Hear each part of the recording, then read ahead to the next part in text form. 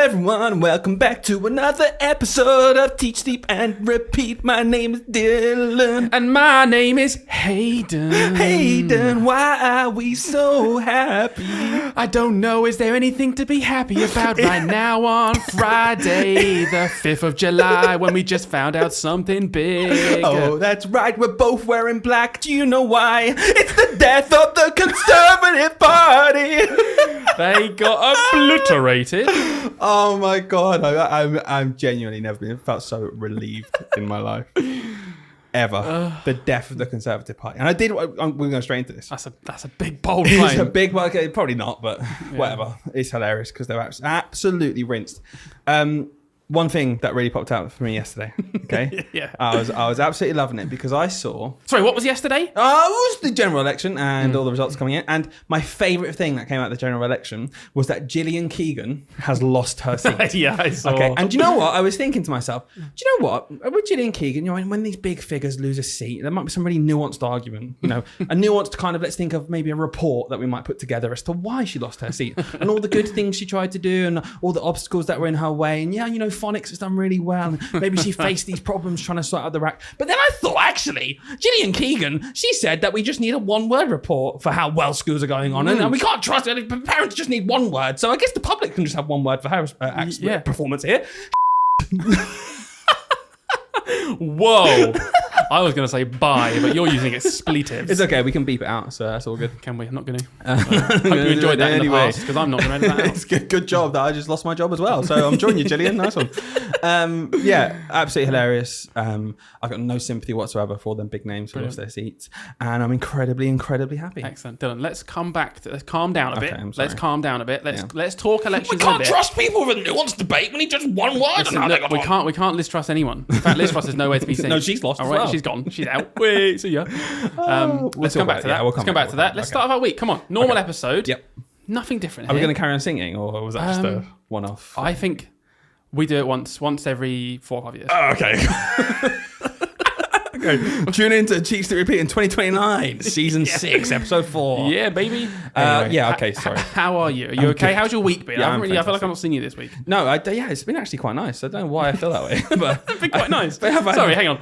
I've not seen you much this week. It's been quite nice. Yeah, it's been bloody lovely. Thanks. All right. No, it's been nice. One big thing I must say is the feedback from last week. The interview. I say our interview, my interview with Alistair Campbell. Oh, the episode where I wasn't there. Yeah, the episode where you weren't there. One of the most amounts of feedback we've ever received, positive, honestly.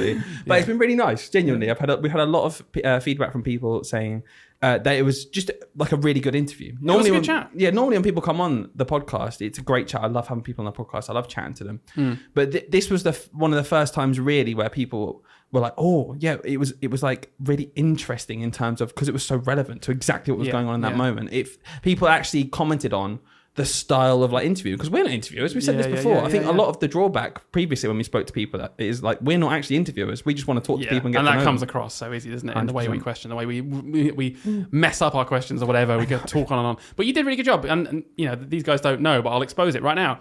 But hilariously, Dylan's computer crashed. I mean, you probably do know this if you watched the episode, because there was nothing to watch. But Dylan's computer crashed, and he had prepared all these notes and question points. Because I'd read both of the books and everything. He's a big guest, you know, he's a massive guest to have on. You want to be prepared. And then Dylan's computer crashed, and he lost all of his notes.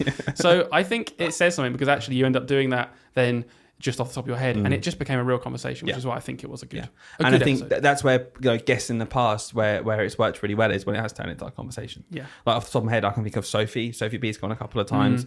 I feel like she's just my mate at this point. You know, Lee, Mr. P, we've spoken to him a lot of times outside Just the podcast, natural, giving us lots of time. So yeah, no, it was really enjoyable and a lot of good feedback. So go and listen to it if you haven't. It's all about politics, especially topical right now, and you know, the line in school as to where teachers should go to if possible. Yeah, but yeah, I mean, going away from that to something that happened this week, and you know, one of the things now, we've got a podcast, right? I don't know about you, but things happen sometimes. I'm like, I'm going to mention that on the podcast. That is a podcast moment right there. And we were on the train coming back because we went to Life Size Monopoly, and it was really fun. So you know, you can search it. It was really cool. We came first. In second place, there was a family with like an 8-year-old who was nearly on the verge of tears when he found out we beat him. Oh, so that was fun. You made sure of that? Yeah, I made sure that was there. You got to learn, kids. I told you before on the podcast, Teach, Sleep, Repeat. There's winners and losers in life, and you got to learn to lose. Get with the Tories. You got to learn to lose, Mr. Tory man. But I was on the way back on the train, and it was quite a packed train. So that, you know, when awkwardly when someone has to sit right next to you, I hate that. But anyway, fine, public transport, good on with it. And there's this gym dude, big gym dude. Oh yeah, big gym dude. And I was like, oh yeah, big buff guy. Like, you know, when someone's like shoulders on your shoulder, hot, you could say. God, I'm just you can say hot if you want. I was like, you know, against the window, like, oh gosh. He reached into his bag and he got out a Tupperware box. Honestly, it wasn't even part of the chicken. Can I guess? Was it chicken and rice? No, it was just an entire chicken, right? Just an entire chicken, peri marinade, stunk like it had been in that Tupperware box for 3 days, right? And I kid you not, he had just a fork. He put a fork into the chicken and was just eating it off the fork, like out here, like next to me. Honestly, like candy floss. Only it wasn't melting in his mouth, so it wasn't finished in 30 seconds. Yeah. But 5 minutes, it stank. And I just thought, oh my God, this reminds me of Hayden with his bloody lunches in the staff room. Candy floss for hot buff dudes on the train. Did you get his number? I like your chicken. No, I didn't think. Did he share it with you? I didn't think it was appropriate. No, he didn't share it with me. No. But yeah, I thought of your dinners, and I think of anyone in the staff room before, and I got thinking of the most crazy things I've walked in the staff room and seen. Anything fish, don't do it. No, don't do it. That's just a detriment to everyone. You don't like cheese. No, anything that's got that, but like mac and cheese. I don't know what it is about mac and cheese that makes the cheese so disgustingly smelly. But I can't be in the staff room if someone's like heated up melted cheese. Oh, rancid. It made me think of that one time. I remember walking to the staff room and I saw someone sitting in the corner eating an entire block of cheese out of the wrapper. Just an entire block of cheese. That's a core memory. Isn't it? It's a core memory of just, not only was it like honestly bizarre to me, it was like it was kind of disgusting. Just a block of cheese. So bad for you as well. I'm like, what? What'd you have for lunch? I had half a block of cheese. Yeah. Oh, okay. And a chocolate bar as a snack. Okay.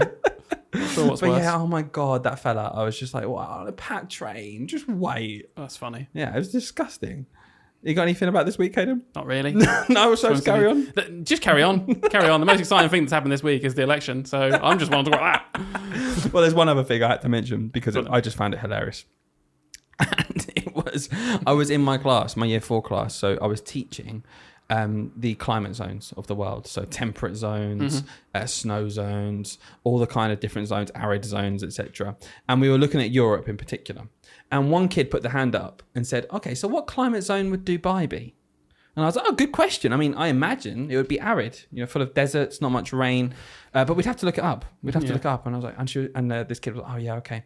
And another kid put their hand up straight away and went, oh, I was looking confused.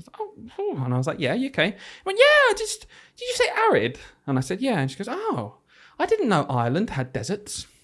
She thought I meant Dublin. She got oh, I see. I was like, where was this going? I realised when I was telling that joke, I'm talking to someone who hasn't got a clue about geography. So I know geography. I just don't understand the Dubai and Dublin. I've realised it now. They thought, when they said Dubai, they thought it was in Ireland. And they were really like, honestly, if they hadn't put their hand up, they'd have gone home and be like, Mum, did you know Ireland has deserts? It's actually the hottest place. It's really hot. It never rains in Ireland. It's lovely. No. Yeah. Anyway, that made me laugh. Love that.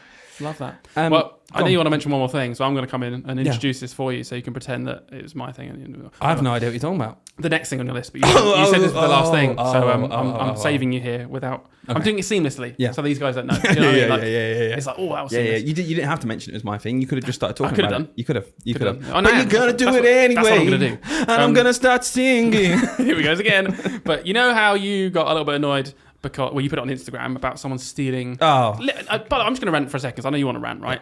But I think this is mental. You're on Instagram all the time. I'm not. The idea that someone has downloaded a reel that you've made, literally just re-uploaded it, and then chosen not to use the inbuilt like tagging features is just...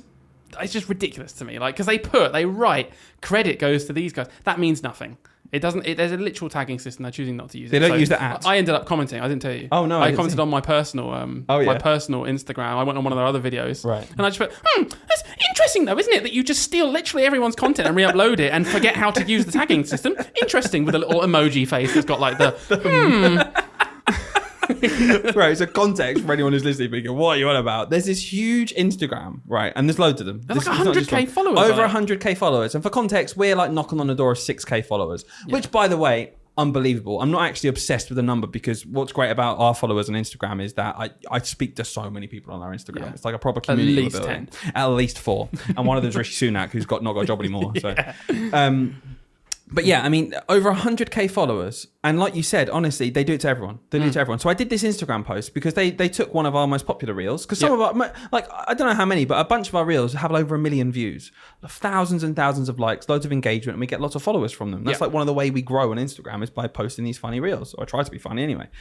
And there is this, they have over 100k and they just rip off content like from creators, and they will write in plain text underneath their own caption and then like hidden somewhere between hashtags and stuff, so it's really hard to see anyway. They'll just say credit to and then type out the name, so no at, like you said. You can't directly go to this page if you're a randomer seeing this, and then has the gall to say underneath, for credit or removal please DM. And I just thought that is unbelievable. Firstly, you're saying credit to knowing you're not crediting them, because then you go on to say for credit, if you want credit, do you want credit for your work that you've literally made. It's insane. And I did an Instagram post, and my Instagram post was more generic because, again, I said, look, I know how memes work online. I know how this works because I've made memes now, and I've seen like, clips of famous people saying a line which can be put into lots of different contexts. That's how memes work. And then I will take that clip and I'll put my own caption on it, right? Sometimes we post stuff and then people will, again, take the idea, make their own thing, and maybe they're kind of coming towards the line of just copying, but maybe I've done that to other people without even noticing myself. But at least you're taking the effort to sit and make your own reel, sit and make your own idea. That's different to just downloading. You can be kind of annoyed at that, but you just got to get over it because that is just the way of the internet. Fine. These people literally download your literal reel of your post and then just post it themselves. It's your content. And they put it out there, and it just seems insane to me. And I had a lot of people reply to me, and I thought, when I posted it on our stories, I thought, I'm just gonna be in that classic moaner, aren't I? Like maybe I should have just cracked on. But it really annoyed me, and I had multiple people reply to me. Mr. P, ICT, replied to me saying, oh my God, don't get me started on these accounts because his content's ripped off constantly. The Unteachables, Claire English, she got in touch again and said, oh my gosh, I've just been through this. Loads of my content is on here, not credited. She's commented. By the way, I've commented, she's commented, other people have commented, never heard anything back. Teachers Health Coach Charlie, he got in touch and said, oh my God, it happens all the time out there. So there's big content creators out there who, by the way, make fantastic content, original content as well, who just have their stuff completely ripped off. And I'm not being funny. We're a 6,000 follower Instagram. It's not groundbreaking. It's not huge. It's amazing, but it's not, Mr. P's got over 150,000. Claire's got over 100,000. These are big content creators who are still having their stuff completely ripped off. That's really annoying. But there's just this added extra where we're coming from nothing. We started this Instagram, this podcast from nothing. We've made these reels. We've made this podcast, which we hope you enjoy. And I know from what people say, you really do. It's frustrating a little bit when someone just comes along and goes, I'll have that then. I'll have that then. Thank you. Thank you very much. I'll have that. So just credit us. Like, it's 100k teachers following or just don't do it, to be honest with you. We'll just have the views on our actual video, thanks. You know what you could do? Share our reel. Look, that's a funny reel. I'll click the share button. It's toxic. Instead of, that's a funny reel. I'll go away and just rip them off completely. Come on, guys. It's been around forever. It's rife on social media. It happened back in the YouTube days, the glory days. People would just make duplicate accounts as well. They wouldn't even pretend it was like a Clips one. They'd literally just make an account that had the same name as someone else, upload all their content and just try and monetize it and get money off it. They do it on TikTok, Instagram. It's very annoying. It's crazy. And you know what? Whatever. Follow us on Instagram, please. Do you know who will sort it out? At Teach, Sleep, Repeat podcast, because lots of original content. Come along, follow us and see it first. Oh, sorry, I nearly interrupted. They're a very important part of the podcast then. I know that we never do. I know, I nearly interrupted. Terrible. I tell you who I like interrupting. Keir Starmer. Let's get back to it, baby. Let's play the jingle and talk politics. Okay, so this episode is about end of the school year and top tips for surviving. And we've all got onto that. Yeah, it is. I know, you can believe it. But we simply have to, with the whole history of this podcast recently, and people getting in touch. With so many people getting in touch, honestly, saying they're really enjoying it. They love kind of like the chat about it because they've not been interested before, but they're kind of getting into the politics and just understanding what it means. I had one person very quickly message who said, I'm not even a teacher and I love the podcast. And I was like, that's the nicest thing I've ever heard. Like, I love the idea of just... And she said, you're up there with my favourites. The Rest is Politics, which is Alistair Campbell. And what's the one with Parents and Josh Widdicombe? Oh, Parenting How. Yeah. She said, you're up there with my two other favourites. And I was like, that is... unreal. We're just in this room. Like, for anyone who doesn't watch, we're just in a bedroom. Dylan and I regularly joke about the fact that we're just we're just two dudes in my small bedroom of my small house, who just press record and just chuck it out online. Yeah, but it's just sometimes you got to pinch yourself. Like, God, we just run this podcast with these bunch of followers who actually love the podcast. It's amazing. Anyway, we love you guys. But with the whole election and stuff, I just thought, again, you're someone who's I think you epitomise the average teacher. Yep. Not that interested, see it for the first time. You've been asking me a million questions and I've said, hey, just wait a minute, we'll talk about it on the podcast quickly. Mm-hmm. So, first general reaction is huge Labour win, but a lot of people are feeling a bit weird about it. Yeah, because, the system is mental to me. Yeah. And I don't know if that's a normal opinion. Do you know what I mean? I don't know if most people are like, yeah, why do we have this first past the post? It seems crazy to me that basically, so I worked out earlier, right? The number's probably slightly wrong because there was a few seats left, but Labour got 34-ish% of the votes. Just over a third. Right? 34% of the votes, but they got 63% of the seats. Yeah. And then the polar opposite to that is Reform, who I can't believe how much they got, but they got 14% of the votes, but got 0.6% of the seats. Yeah. And that to me, I was like, that's just mental. And obviously the other in betweens, Conservatives had their own version of that weird ratio, but I just don't get it. Like, why do we do that? Why do we not have a proportional representation? Because as much as I don't like Reform, and this system is benefiting me this time, hasn't done in the past. Sure. I do actually think it's mental that 4 million people who voted for Reform, basically none of them counted. Yeah. 4 seats. They got 4 seats. Well, in the whole of Europe, right, it's us and Belarus, like the Russian, mate. We're the only two who do this kind of first past the post system. Yeah. And there's been this whole thing. And the problem with first past the post, in terms of changing it, is the people who benefit from it are usually the people in power. So when it comes to changing it, right, the people in power are like, well, I've benefited from it because I'm in charge now. Yeah. So I will only lose out from changing this system. So every time it kind of comes round, and there was a vote on proportional representation when we were about 16. Right. There was a referendum, essentially. It went out to the public, and the public rejected it. And for a number of reasons. But was that vote proportional? It was just yes or no. Weird system, I think so anyway. It'll be interesting. But again, because the main big two parties really pushed and campaigned to not change it. Yeah. So when you hear everyone as an MP, well, not everyone, but most people back then saying, no, it's good because of this, because of that. It does a lot of things, right? I completely agree with you. It seems completely undemocratic and weird, doesn't it? That whatever you think about these parties, if a party gets 4 million votes and only gets 4 seats, that does seem insane. Yeah, it's not representing the people. And if a parliament is supposed to represent the people, to me, I'm like, there's something wrong in that. Yeah. And with first past the post, a lot of the things people say is like why it's good. Yeah, is it does suppress the extremes normally because it's really hard to get into power. So to get into power, you've got to have lots of spread out support. So, for example, one of the biggest things is a comparison I'm seeing at the minute between Corbyn in 2017 and Starmer in 2024, right? So Corbyn in 2017 got more votes than Starmer did this time around. Yeah. Corbyn lost, didn't get a majority. It was a Conservative formed government. This time around, Labour have a complete landslide, one of their biggest victories ever. And the reason why is because Corbyn was winning loads of votes in places where he was already in front. So let's say, this time around, when Labour won a seat, right, they were winning with 35% of the vote. Tories maybe had 30% of the vote. Reform maybe had 20% of the vote. And then you would think, okay, well, actually, the Labour had just enough votes to win that seat. And then in the next constituency, they maybe won with 35%. Tories had 25%. Reform had 25%. Sure. Whereas previously, across those 2 seats, it might have been Labour had 70% and 0 in the other seat. Same amount of votes. But in Corbyn's situation, he wins 1 seat out of 2.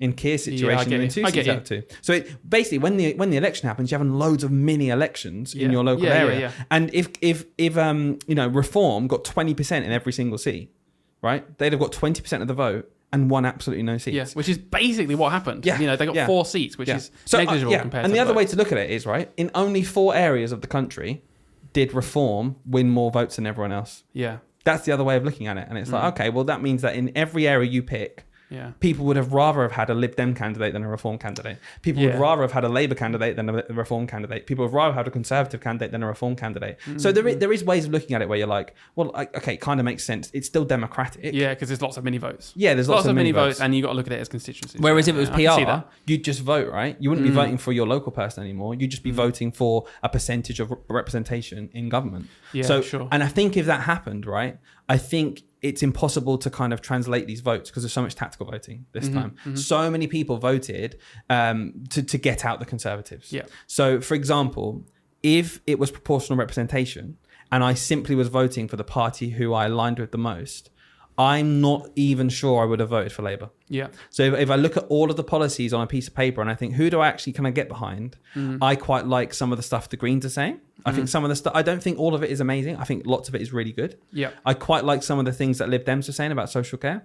I quite like some of the things Labour was saying in terms of being fiscally responsible, but doing it with like a good heart and working hard. And Keir saying we need to go back to public service. I like that. Yeah. Serving the people. I like that kind of sentiment. Whether he does it I or like not, what the Tories said about leaving.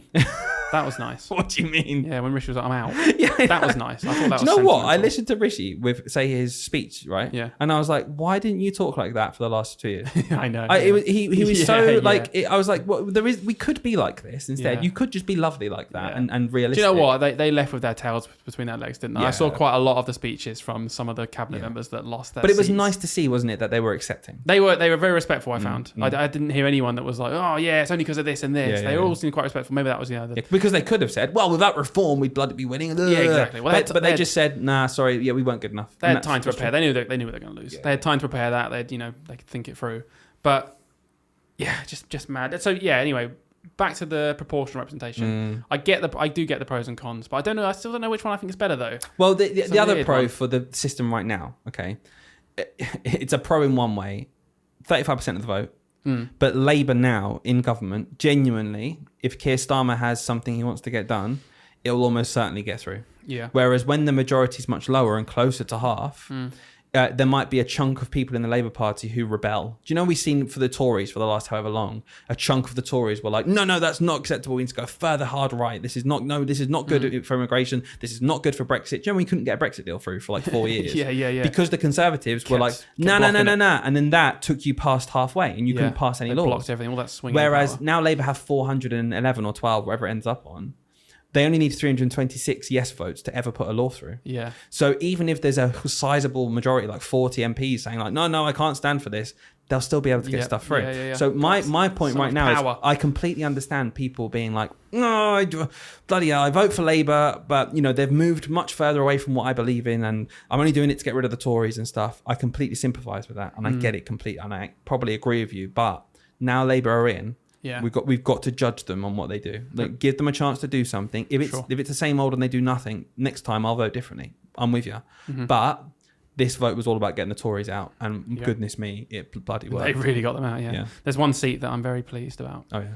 There's one little guy that will be there in Parliament. I'll be thinking, give him a little pat. Go on. Oh, Jezza. Oh yeah. Little Jerry, he won his. It was North Islington or whatever it is. Islington. Yeah. He won his seat there Comfortably.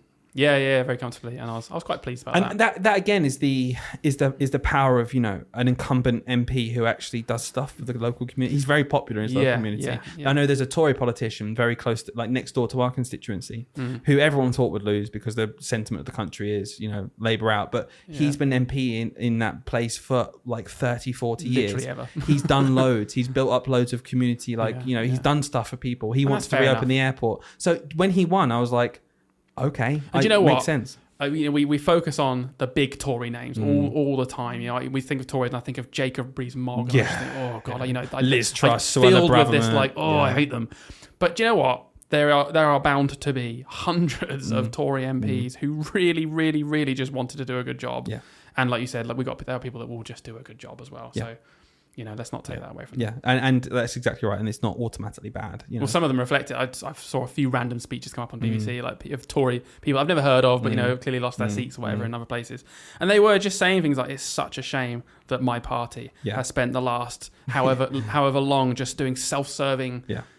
Interests and all this stuff, and it's like, and it's not what this is supposed to be about. It's not what this job is about. They've not been doing that job properly, and now I've lost out on my seat because my party's not doing the right thing. Yeah, and they were really, really like condemning it, and I thought that was good. Yeah, and you know, that I think that's where I've matured slightly. I still don't like the Conservatives. I still wouldn't vote for them, especially in the current system when they're rife with these people who, like you spoke about. The fact Jacob Rees-Mogg can be a politician and be put in a position of power in a cabinet, I'm like, cool. No, I'm never voting for that. But I do get it. Like, and I said it a million times. You know, people like Rory Stewart, when he does his podcast, he was a Conservative MP. When you hear him speak about things now, it's like, I kind of get it. I kind of get what you mean. I don't hate you. You know, I don't just hate you just because you're a Tory. I kind of understand your aims. And he hates Boris Johnson and he hates Liz Truss, like I hate them. So we've got some common ground. And I'm like, well, you know, there is a different way of doing stuff as well. But it's really interesting, you know, in general with the in general, get it? In general election. In general, it was for me. The word I summed it up with was relief. It was relief. I wasn't excited. I'm not enamored by Labour. No. But I'm relieved beyond belief. If the Tories had got in after what's happened in the last 5 years, I honestly, it would be the end game. I'd be like, okay, there's nothing that can happen anymore. If the country looked at them and thought, carry on, cool, but that's the end of this democracy as we know it. Yeah, no, I agree. There's one more thing I want to talk about before we move on with this, because you might be able to enlighten me a bit. It's the whole right. So I think reform came in clutch. What do you mean? I looked at when I was last night. It was all the constituencies popping up, and I kept looking at the kind of vote share, and it would be things like Labour 14,000 votes, Conservatives 10,000 votes, Reform 5,000 votes. Sure. And I was looking at that, and some of them were like basically the Conservative plus Reform in a lot of areas, if you added them together, was significantly higher than the Labour win, right? And I was like, do you know what? Even if half of those Reform votes were just Tories that are just more right wing, and then they've just shifted to Reform, and half of them were just whatever, just I don't know, people doing whatever, just being what's the word I'm looking for? They're just doing it in protest vote. Even if half of them, I was like, they would still, if Reform didn't exist and half of those people voted for Conservatives, which would have been the next most right party, then they would have won so many more seats. So the way I see it is Reform absolutely obliterated the Conservative Party because it just split the vote everywhere. Completely. And that is what Reform were running on. They were running on that. They literally ran on, we need to destroy the Conservative Party. And I think I said it on the podcast, or I don't remember if I just said it to you in general. Farage's plan is absolutely that. That's the Reform plan. The Reform plan was to destroy the Tories so much. And even though Reform have 4 MPs now, they have an amazing amount of power. Because what they have basically the Tories bent over a barrel. Because the Tories now have to make a decision, okay? They need to win back those votes, the Tories. There's 2 ways you can do this. They can merge with Reform, move to the right, become a right-leaning party. That seems to be what people are scared of. People seem to be scared of that because, like you, they'll say, well, okay, we'll add the Conservative and the Reform vote together. Oh my God, they're going to win all these seats. I would be a bit less, it's less obvious than that to me. There are a lot of people who voted Conservative again this time round who were more moderate, who absolutely chose not to vote for Reform because they think Reform are incredibly crazy, insane. And they think they're far too far right, don't make any sense. They're not credible. They say things which they literally know don't make sense. They're going to cut taxes and cut the waiting list for the NHS without borrowing money. It literally doesn't make sense. It's not actually costed. It's not a thing that can happen. Farage said that himself. It's just an idea. It's just what we want to do. He knows he's not going to get in power. So what I would say, if that happens, I think there'll be a lot of Tory voters who voted Tory this time round who won't vote for a joined party. So it won't be as simple as just adding up those votes, I don't think. If Labour start delivering in the next 5 years, that's the other way that we can stop this. So if Labour actually start to do stuff that people can tangibly hold on to and say, politics has done this for me. I've said this a million times. I can't think in my adult life something I can point to and hold and go, wow, politics did this. I can think in my childhood of Sure Start centres opening. Wow, that's amazing. I can think of the funding that schools got. I can think of Blair pushing same day or next day GP appointments. Cool, that's a tangible thing that I can see. The NHS waiting list come down. Peace in Northern Ireland, all that kind of thing. What Starmer has to do in the next 5 years is tangibly improve people's lives. Something. He has to do honestly, he has to just do something where people can point to it and say, my life is better because Keir Starmer's government did this thing. If that doesn't happen, if he's just beige like people are worried about is going to happen, the next time around they'll be squeezed. And you've seen the swing Labour had this time. Labour went from their worst result ever to one of their best results ever. That it can happen again the other way around. There is nothing you can take for granted anymore. It used to be that if Labour had this landslide, at least 2 times, maybe 3, because it only chips away. Yeah. With social media and tactical voting and people knowing exactly what they need to do to kick a government out. Look what they've done to the Tories, right? I know, yeah. It will happen again. Oh, scary. So Labour have to deliver now. And if they don't, I'll be the first person stood there saying it's your own fault. You've got a majority, get stuff done. Yeah. Yeah, got a majority, 5 years to do it. Come on. Come on. But you're absolutely right. Reform in 2019 pulled out of a lot of the Tory seats they were going for and didn't run. Yeah. So that vote wasn't split. So all I'll say is, again, this has been rumbling for a long time. It's not like suddenly there are these people who, you know, would have voted Reform and that populism's amazingly on the surge. It's like, oh, it's gone up by 20%. It's like, no, those people voted for Boris Johnson. One, because Boris Johnson was flirting with them and wanted to do Brexit. And two, because Reform didn't run in those seats. So it's not like suddenly we've got this massive surge. They've always been those people there. They were disenfranchised with the Tories right now. The Tories lost this election. Yeah. Labour didn't win it. What does scare me though is like even still is considering how bad of a job the Tories have done right in the last 4 years. Like they couldn't be any worse, right? And still they're a right wing party, and then you've got the far right of Reform. That they still total up like 50% of the votes. And I'm like, God, this is when the Tories have done the worst ever job ever. And 50% of the population is still like, yeah, I think right wing is the way to go with these parties. Well, there's a lot of people who have the opinion the Tory party financially are not very right wing. They're quite centrist. Highest tax burden ever. Yeah. This idea, they're right on some things. Like you might think their immigration policy of Rwanda is like more right wing socially. Yeah. But fiscally in terms of economics, they've borrowed loads because of COVID. They put loads of money into people's pockets and stuff. The tax burden's really high. Yeah. There's people who argue they're not right wing enough. But I know what you mean in terms of they have this stigma of if you vote Tory, you're on the right.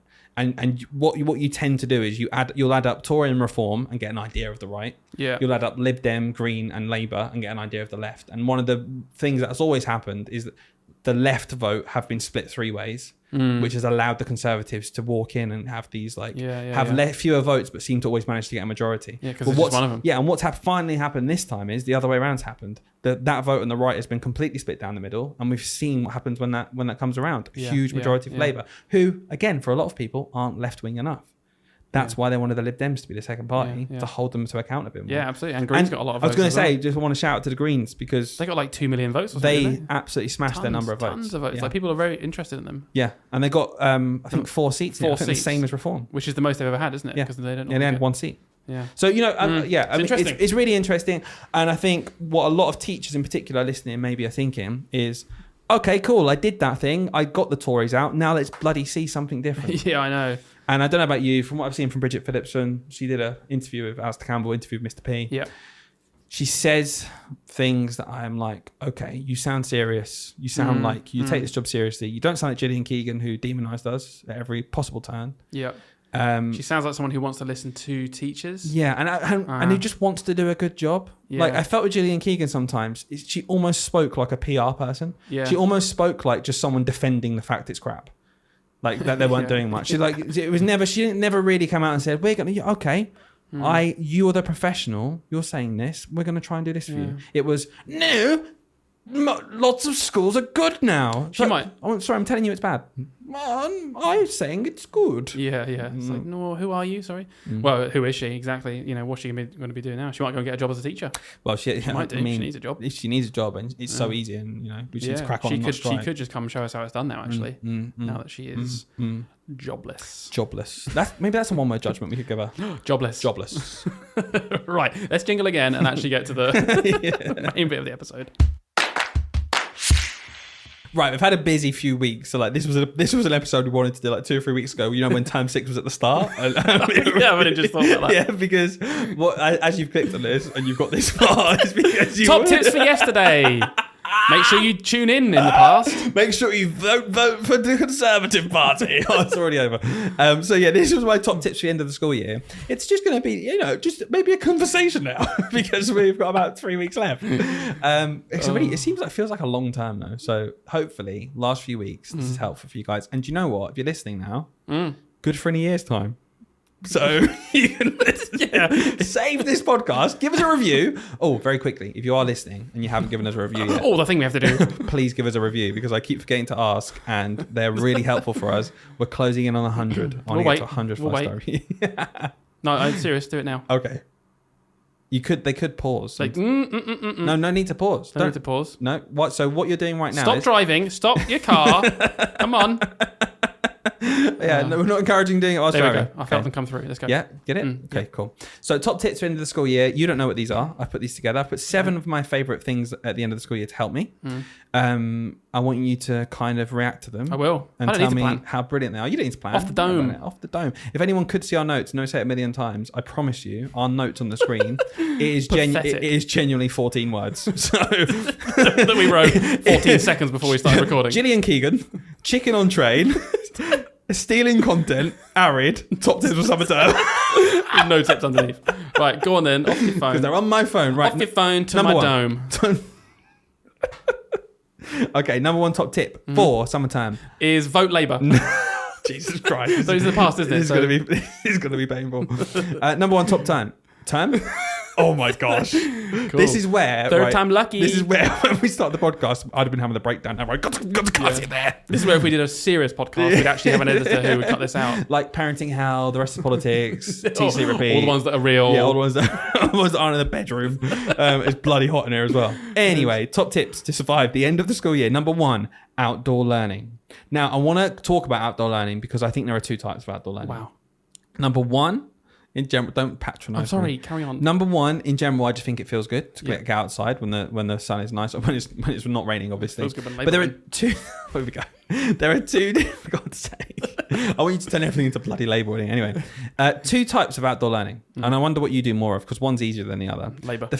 Oh my God, that's the one. The first type of outdoor learning.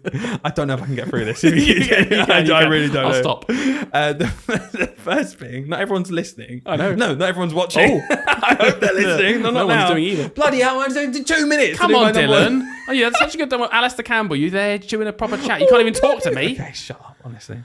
Number 1, outdoor learning. And we said that. 2 types of outdoor learning. The first type is when you just literally go outside and do what you'd plan to do inside anyway. So there's no different. Also, you're grinning at me and it's winding me up. The other type is when you actually physically plan from scratch something Indoors. to do outside. I honestly am going to stop recording now if you want to carry on because this must be horrible to listen to. So let me actually give the people what they've come for. Yeah. Which is actually to plan something from scratch and go outside and do it. So, for example, if you're doing something to do with like nature, you might from scratch be like, well, I'm going to spend the whole afternoon in the nature area outside. We're going to go and take pictures of bugs or sit and do art and sketch the flowers and all that kind of thing. But my point here is you don't have to do that. Just literally embrace the fact you can go outside and do your learning. So, for example, at any point in the summer term, if we're reading our class book or something, we'll just go and sit in the shade and read it. It's exactly the same as it would have happened in the classroom, but we're just outside. Can I tell you a story? Is it about Labour? It's about this. Right, I promise. Okay. I'm done with that now. It's not funny anymore. When I was in NQT, right, I was so desperate to impress, right, with observations and stuff like that. That one time in one of my maths lessons, I think it's so stupid to bring it back. In the middle of my maths lesson, I was literally like Ricky Gervais, like doing a look from the office to the head teacher who I knew was over in the corner watching me. I was like, pick up your books, kids. Mid-lesson. We went outside, back door, because it was a sunny day. Went and sat on the field and like we're doing our work and our books there. I was like, outdoors, isn't it? At the end, she was like, yeah, it was nice that you did that. Could have just done it on the desks though. There was no actual benefit to you going outside for this observation. And I was clearly just trying to tick a box. I went outdoors though, didn't I? But I didn't make any link to it. Like I literally just mid-task. Yeah. Pick your pens and books up and went outside and did it there. Which I actually think is still really nice. But for the point of an observation, I was trying to make a different... Yeah. But she was cool. like, oh. It's cool. It's fine. Talk about Labour, then completely undermine my first point. It's absolutely fine. No problem. It's not, because I still think it's nice. Yeah. But it's not gonna massively improve their learning. Yeah, I was trying to tick a box. Yeah, it's literally, it's lovely outside. Your kids like being outside. Yeah. Just do it sometimes. I was thinking the head will be like, oh, wow, that lesson was so improved. Like they got so much more out of it because you went outside. It was actually, it was just a nice environment. This isn't a way to improve your teaching. It's simply, it's hot and nice outside. Go out so nice outside. Yeah, and the kids enjoyed it. But I do that as much as possible. So that's my number 1 thing, outdoor learning. Nice. And I like the idea of winding up the other classes, which I think is really funny. Because if you go outside in my class, you can honestly see like 7 classroom windows and you just see kids at the window like, let me out. Let me out. And I'm like, my class are out. And I know the other teachers are doing what I do. But it's nothing to do with us, is it? Nothing to do with us. They probably earned a reward. No, just I wanted to go outside. So that's my number one thing, outdoor learning. How would you rate that out of 10? I want you to rate every tip out of 10. Probably like 34% of the votes. Oh my God. I'll give it. Oh my God. Guys, I will give that. Please write in and tell me how fed up you are of this man. Do you want... I'm sorry, I'm trying to be serious here on the podcast. Can you take it a bit more seriously? Alistair Campbell, do you want to come and host this with me? 6 out of 10. 6 out of 10. 6 out of 10. It's a good tip. Cool. I've heard better. Number 2. Number 2, this is topical because it's based on something that happened this week and you spoke to me. The election? No. I thought that was real. Oh my God, no. Go on. Something in school. Number 2, beat the heat. Check, especially for male teachers, but anyone, check your dress code.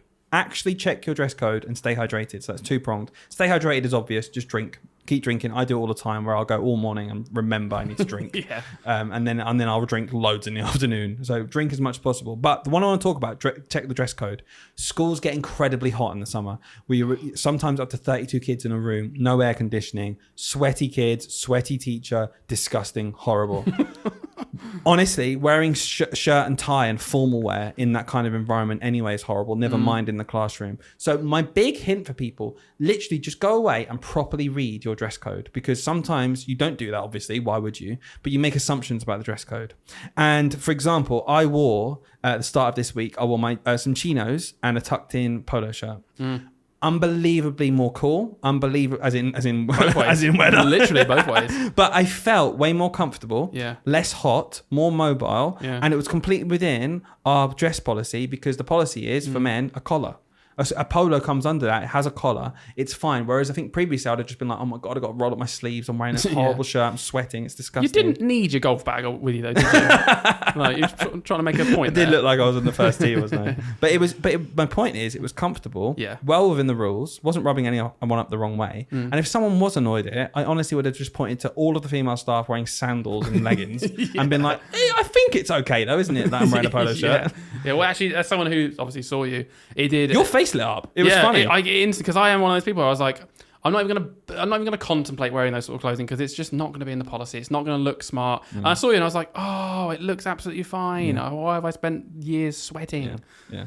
Anyway. Well, because, and the other thing, like you said, was it didn't look scruffy. I understand it's a professional job, and some people might be like, oh yeah, but we do need to be professional. I think we need to move into the 21st century, but there's a way to still look professional. Like, it was tucked in. Yeah, I had a belt on. I had smart shoes on. It wasn't a problem. Yeah. So beat the heat. Check the dress code, stay hydrated, open your window. I won't say to open your windows, you know that. Yeah. How would you rate that? 3 out of 10, slightly condescending, only relevant for men. Carry on.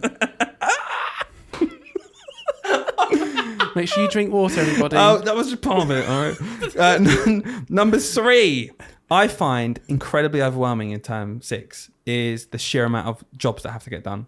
It seems to double, and I always forget it doubles because you've got reports to write.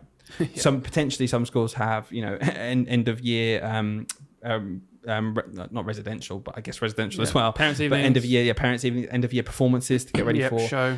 All while still delivering your teaching. Like, that doesn't change. You still got that full-time job of delivering the curriculum. Assessment week. But there's loads of other stuff going on. Yeah, you need to upload your teach data as well. You need to assess your kids formally through data. You need to obsess as well. Assess it as your teacher assessments. It's just loads and loads and loads of little jobs. And you might have like EHCPs to like finish off because it's the end of the year and see if they've met their targets and get ready for next year. Transition, you need to meet your new class, have notes over from the teacher. Maybe even consider literally moving classrooms. Literally. If you're going to start in September in a different classroom. Right. So big thing for me, and I did this with reports and I do it in general with my jobs, is I just box stuff up. Because I can't do it otherwise. So I write my jobs down on paper. And the reason I think this is a good tip to give is because I used to be someone who didn't do this. I would not write anything down. And I'd kind of rely on other people to email me and say, oh, have you done this thing? And then I'd kind of just do it like quickly then, or try to, or put it to the back of my mind and then forget. Whereas when I write things down now, I can box things up. I prioritize them. I say, right, okay, clearly this has to be done this week, but this thing, honestly, I've just pushed that back. And I've said this a million times on general tips, but I think it's really powerful in term 6. And what was really, really, really useful for me of reports was I would sit down and I'd break it down into the subjects. And then in the subjects, I'd write down the children's names that I've got to do. And from my head, it worked for me to literally put a box around 4 of them and treat that as one job. So I've got one job here, I've got to talk to these 4, and then I can go, that's 4's easy, I can just whack through this, take me 20 minutes, and then I'll finish it, because I've tricked my brain into thinking that's the job. And I'll be like, oh, actually, I could probably get this next job done. It's another box I've got 4. And instead of it being this thing where I've got to write 150 reports, Actually, it was I've got to write 4 reports. My brain could deal with that, and I'd end up writing 20 in one sitting. Whereas beforehand, I'd be like, oh gosh, I can't start that massive job. Because I don't know about you, I'm someone who I can't start a job unless I feel like I'm going to finish it as well. Yeah, or at least then make a significant impact to it. Yeah, I'm so exactly like that. with reports, it's tricky. Do you box things up? Do you write things down? How do you deal with the amazing, like, a never-ending list as a teacher? I have to write things down. See, for me, I get a really good feeling when I do something early. Right. And it's really weird. So like, if I know I'm buying myself time in the future, I almost see it as like, that makes me feel good. If I do things like to the deadline, I'm just like, it just becomes another annoying job. So I did my reports a whole term early, and I didn't feel too bad doing it because everyone I wrote, I was like, that's another bit of my half term next half term, even though I'm literally using my half term now to do it. It felt good for some reason. So I think just trying to be proactive for me and being on it, but definitely spreading things out. I wish I did that with my big right marking, independent long right marking. I always leave it to the last minute, and it's like, now I've got 4 hours of marking to do. If I just did a book a day. Funnily enough, I do that for marking as well. I know. I remember you say every time I go to market, I think of you marking like 1 or 2 a day, and just before you go home, and then not having the massive job. Not always, but when I'm on top of it, I do that. So it's good advice. There was a turning point with that advice, and it was our head of year. Do you remember when we worked in the same year group? Our old head of year in our old school. Yeah. And she gave us a booklet, that was just a to-do list with ticket boxes. I'd never written anything down before then. And that genuinely transformed my organization. I was I'm not the most organized person now, but I was the most unorganized person in the world before. At least now I can write things down. And sometimes I honestly get rid of the paper and write it down again and make a new list because it's like a new day. And I'm like, well, I might do it, I might not. But honestly, everyone's got their version, haven't they? Like for me, it's Microsoft Word. Right. You know me. Every time I do anything, I just get Microsoft Word. Well, like this right now, these notes. Yeah, this is classic me. Other people post-it notes. Yeah. They're a win, aren't they? Yeah. Or just a bit of scrap paper. And other people just hear a job and they go, I'll do it now. And then they live a normal life. That must be weird. And they keep a diary like normal people. Yeah. I've seen my head of year, Lauren. She keeps a diary. Not by the way, either of the Laurens we have, a third Lauren. Third Lauren. Who's my head of year. We only know Laurens. Incredibly organised, up-to-date diary. And I'm like, what are we doing tomorrow? Yeah, I don't remember reflecting my diary at the beginning of the year, actually. We do go. I just don't use it. Out of 10? 7. Good for workload. Brilliant. Nice one. Number 4. Big one. Assume good intentions from everyone at this point in the year. Assume good intentions. Stressful part of the year, right? Really stressful part of the year. And it can be really easy for you to kind of bite at someone and be like, oh my God, why have they done that? Why has she done that? She needs to eat that peri-peri chicken now. On a fork in the bloody train next to me. God's sake, what's that fishy staff room? It's hot. Yeah. You're more tired than ever. Yep. People get aggy. Yep. Don't take it to heart. Yeah, absolutely. That's as simple as that, basically. Yeah. What would you rate that one? Honestly, 10 out of 10. Do you think? I think that's so important. I think it can like destroy the ethos of a school. What if someone hasn't got good intentions? Do you think it's important to call them out, or do you just assume at this point get through the year? Honestly, hold an election, kick them out of the Tories. Hold an election. My God. Get rid of them. No, I don't know. I just have a bit of good I'm gonna be really honest. I feel like you couldn't be less bothered to be here right now. Look, you know where I want to be. There's a street party going on out there. Everyone's got beer and flags. I'm going to level with you guys. We're going for a curry later. And I know it's all that Aiden is thinking about. We've mentioned curry multiple times. Okay, cool. Number 5. Big one. In general, but especially now. And I've got an example of how this worked for me. Be transparent, be open, and be honest. Do not be a martyr. There are so many teacher martyrs out there. Yeah. Okay, so many. There was a point, I'm going to tell you my point right now, which highlights this.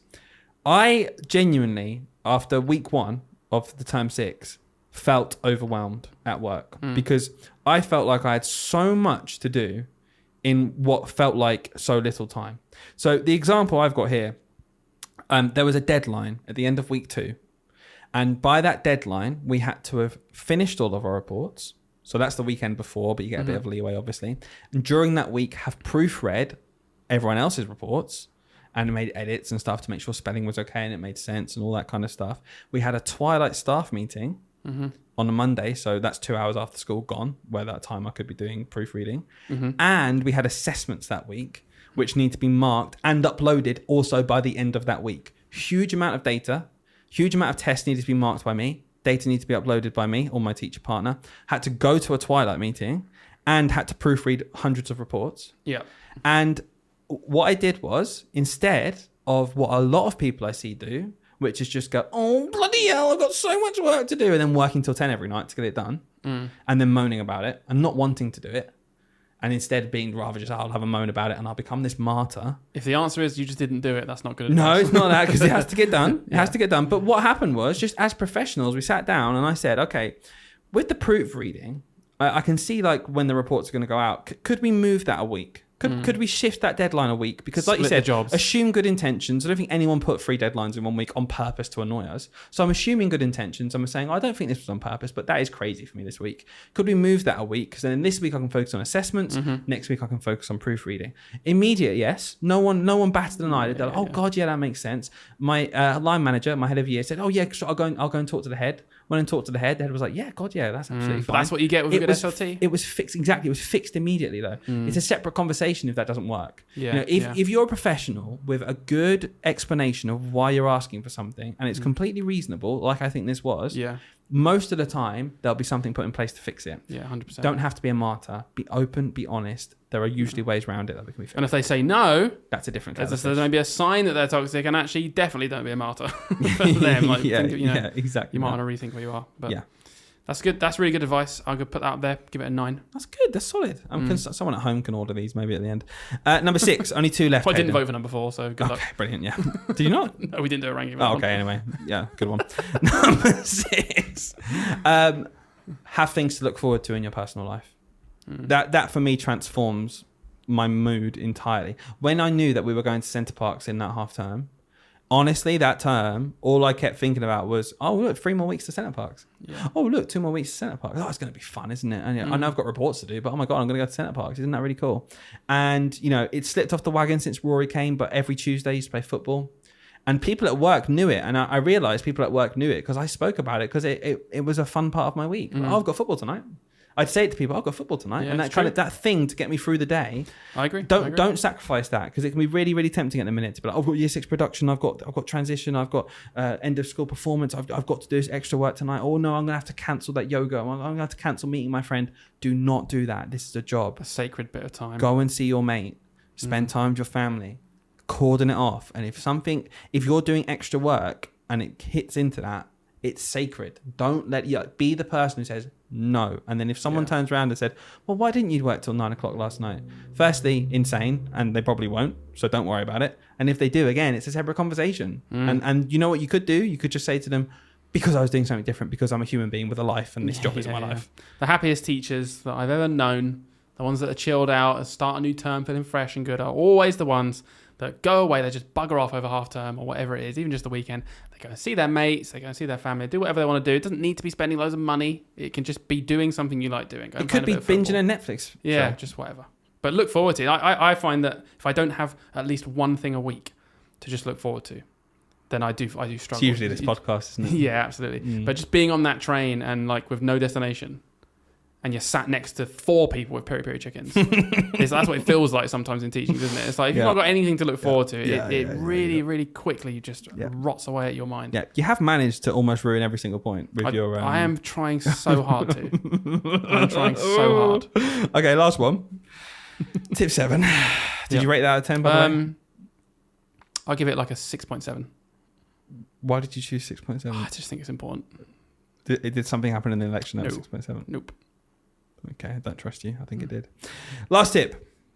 I love the idea you're thinking now. I genuinely made it. Yeah, because I'm really thinking, did Labour get 6-7% of the seats or something? I don't know. Number 7. Big one for me. A big one that I would love everyone to do. Cordon off time in school to enjoy with your class. Simple. Not just cordon off a bit of time where, you do just let them have a bit of extra play.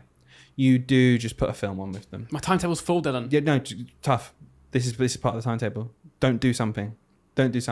Instead of doing 5 tasks in your geography lesson, do 3. Genuinely, do 3. And then spend some time with your kids that you have built a bond with over a year. They are going to just enjoy themselves with you. Okay, it doesn't have to be the end goal of they know, oh no, I didn't do the bit where we found out that the European bit was a temperate climate in Poland. You know what? Yeah. So what? Because at the end of the school year, you're going to miss these kids when they go up next year if you've built that bond with them. They're not going to remember that fact anyway. Yeah, exactly. They're not going to remember that fact. But what they will remember is being in school, having a good time, enjoying themselves. Yeah. And that is where I'm just like, cool, I know I'm the biggest advocate for schoolers, for learning and progress and all this kind of stuff. It's also for enjoying life. They're humans. Give them something to enjoy and spend some time with them and get to know them. You know them really well by now. Just have a bit of fun with them. Yeah, simple psychology really is. If kids have a nice time at the end of the day, they'll want to come into school the next day because they had a good day. It's very easy. Yeah. I had transition day this week, so I was going to talk about that. Yeah. With the children, so I went in. It was our day off technically, but I like to go in and just meet the class. You went in as well. Yep. And it was with my partner teacher Amy, and she said, I was thinking we could split the class in half. You take half of them out, so it's a bit smaller. And then after like 10, 15 minutes, just swap and you play a little game with them. And I was chatting to them and one of them asked me a question and they said, are you a fun teacher? Now, I know for a fact, like I've got this reputation amongst the kids. It's exciting for Mr. Price. Mr. Price is a fun teacher. Mr. Price, everyone knows Mr. Price has been on TV. Mr. Price has some YouTube videos. Oh, isn't that cool? And he's friends with Alistair Campbell. Right. Yeah, they're all saying that. But there's this, kind of idea that that's a cool thing, and this child asked me, they were buzzing, it was really nice, they're really happy, they're really excited to join us next year, and she put her hand up beaming and went, are you fun? And I was like, I need to get this right. I need to get this right. So I said, get out my room right now. I said to her, great question. Now I think so. I said to her, I think I am. I think I'm really fun, but do you know what? There are two things that my class need to do. There are two things my class have to do. And if they don't do the first thing, we can't do the second thing. And you know what it was? I said to them, everyone in my class has to try their hardest every day and do their best work every single day. That's the first thing you have to do. But do you know what will happen if you do that? The second thing, which is we'll have a really good time and you're going to have a lot of fun in school because we're going to try our hardest, do our best, and we're going to enjoy doing it. I like that you set it up as like a cumulative thing. You have to do A to get B, and B is the bit you want. Yeah, exactly that. Because all of them, and I said to them at the end, does that sound fair? Does that sound good? Buzzing. Like, yeah, so good. You've always been a fun teacher, right? Is that something you would have said in your second year of teaching? Meeting a new class? But do you know what? I think you think I'm going to say no, but I think I would. Really? I think I would have. I think I've always been, very quickly, I feel like in my career, that was my way to get through to children. And I knew that. And I think I've kind of always embedded that in my class. I think I wouldn't maybe be as confident with it now. I'm like, I know this formula works. I'm going to do this. I'm going to do that. But I think for me, that works. I've got another funny story and maybe you can come back to this. It's not necessarily funny, but it's really interesting because throughout my career, most children, and I've been in awkward situations when this happens, I'm just being really honest with everyone listening, and everyone knows these teachers in their school where a child might come up to me and they were in the person's class who's next to me last year, or maybe has them for maths and I've got them for English, and they'll come up to me and say, you're my favorite teacher. I love your lessons. You're my favorite teacher. Oh my God, you're so fun. And I die inside because I know being fun in the children's eyes absolutely doesn't necessarily mean I'm a better teacher than anyone. No. It means that the children, they just have this bond with me where they think I'm fun and they love being on my lesson. I'm never going to apologize for that, but I get awkward because I think I don't want the person next to me, the fellow professional, to think that remotely reflects on their teaching. Yeah. And I had a really nice moment, even though it was detrimental to me. I had a really nice moment a week or two ago where a child in my class was talking to me and their set teacher was in the room as well. And they said to me, I can't remember how we got onto it, but this child said to me, well, you're a fun teacher, aren't you? This is quite a mature boy. But you're a fun teacher, aren't you? And it was almost said like, yeah, you're a fun teacher. Like, it might be quite a bad thing. Well, you're a fun teacher. Right. And then he must have realised quickly. He went, no, I'm not necessarily saying it's a bad thing, but you're a fun teacher. And then he looked at the set teacher and he said, whereas you're more strict. And in my heart sunk and I was like, oh God, this has happened a million times before. You're more strict. It's awful. But he then said, you're more strict. So it means I get to learn more with you. To the set teacher. Wow, yeah. And honestly, I'm being really honest because I think if my first or second year, that would have killed me. That would have absolutely killed me. I'd been like, oh God, I'm doing the wrong thing. I wanted him to say it louder. I was yes, because I know for a fact strict teachers out there are probably listening to us going, build a relationship, have fun with your class. And they're like, I can't do that. This is how I teach. I'm strict. Yeah. Some of my favorite teachers at school were strict. it doesn't mean you're a bad teacher if you're not at strict. all. And I actually loved that he said that, because every child is different. There are going to be some children who prefer my style of teaching. Yep. There are going to be some children who prefer Just want a quiet this other classroom and they person's. can focus. Exactly that. And they know they can get through. Maybe sometimes that child feels like they get through more work because they're not as distracted maybe by me talking about something for 2 minutes. And I just wanted to make that point to everyone listening. You know, I talk about having fun with your class. To you, that might be having some quiet time in the class where they read their books. I don't know what it is, but I don't want anyone to think that if you're not a traditionally fun teacher who traditionally the kids absolutely adore and love, it absolutely doesn't mean you're a bad teacher. It doesn't mean you're a bad teacher, and it doesn't mean the kids don't like you as much. Completely. Because that example proves it completely. You can like someone for a different reason. Liking someone is not tied exclusively to how fun they are. Yeah. And our job, genuinely, is not to be liked. No. I think there's benefits to it, and I think my aim is to be liked for many reasons we've talked about. It's a tool. Being fun is a tool. It's funny because I think your behaviour management has been quite consistent. I feel like our journey has been very different. Your behaviour management has been, you know, for anyone not watching, it's just like a very slow linear line upwards. You started quite strong. My behaviour management has been a very different journey. I started right down there with my top goal was I need these kids to like me. And other things went out the window at the start. And I've come up the other end now where I'd say I'm more strict than I ever have been. But it's funny because I gave it shows how our experience has changed us, but I gave a very similar speech to my new class as well. They didn't say, are you fun? But we were going over the rules and expectations of year 6 and all this. And I said, look, guys, there are 2 versions of me. This is what I said to them. There are 2 versions of me, and I have been both of them with classes in this school in year 6 in the last couple of years. I said, version 1 is where I'm extremely strict, and I will not have fun with you because the first priority is that I do my job. And remember, guys, I'm here to do a job, which is to make sure you guys get an education.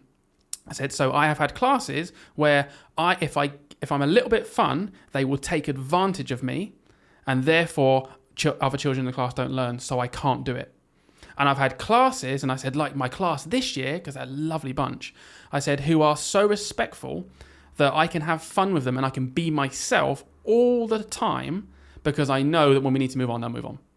I said, and so it's completely in your hands now which version of me you want. I said, but I will act accordingly to what you do. So your actions will impact my teaching. And I left it at that. And they were really intently listening at this point. And I thought, you can immediately tell with classes, I was like, I think they're going to be a good class. Because just even the way they were soaking that in, I was like, yeah, this is good. It's going to be a good start. And but I wouldn't have said that. I wouldn't have said that 5 years ago. No. Genuinely. My behaviour management has really You'd have been changed. the joker, the funny guy. Exactly. Yeah. I think that's what people who don't work in a school, I think sometimes they underestimate how much children genuinely do get stuff like that. It's almost quite nuanced, isn't it? Like you might think, well, they're just children, just act in a certain way. You can see the cogs turning. Even my year 4 children, they're 8 and 9 years old. Well, they're actually 7 and 8 now because they're in year 3 coming up to me. And I knew I could say that to them because that's really simple. And do you know what teachers are really good at? Is getting across things very simply to children. Yeah. And it is honestly, in terms of behaviour management, it's diluted down to those 2 things, right? The number one thing for all teachers is that the children are learning, trying hard, doing their best, following the rules. It's as simple as that. And nothing can come before that. And what you do after that, I think that's down to your professional judgment and that's your style. And if everyone was the same, it would be really boring, wouldn't it? So I don't want to change what anyone thinks, but we all agree, don't we, that the number one goal is children are making progress. And if they're not, as a teacher, you've got to be malleable. And I think what you said there is bang on. If you want to be the fun guy, the fun teacher, and as a male teacher, I feel like I can slot into that role because the kids automatically think that a boy teacher, wow. We don't get many of them. It's easier to slip into that role. Yeah. But you've got a responsibility then to make sure those kids are making really good progress. And the day that wasn't happening is the day I absolutely should be pulled up and anything like that. Yeah. So good. I think very reflective. Really interesting. That's good. No, absolutely. So they're my 7 tips. Great list. We managed to get about 5 minutes of decent chat at the end without you saying anything about. Yeah, we did. Trolling me. But I mean, back to we've got the black t-shirts on. Back to mourning the it's the Conservative Party of the Tory Party.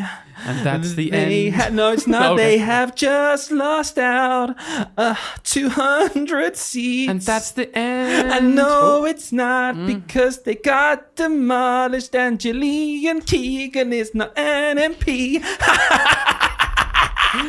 Oh, I find it so funny. Brilliant. Anyway. All right, cool. Should we Thanks call for it? that. Yeah, see you next week, guys. You're not going to sing? See you next week, guys. Follow us on Instagram at Teach Street Read Podcast and leave us a review. Let us know all the good things. Like, share, comment. Don't steal our stuff at Teacher Things, whatever the hell you're called. Stop stealing our content, please. This episode is sponsored by Proud Teacher Life on Instagram, stealing content for your entertainment.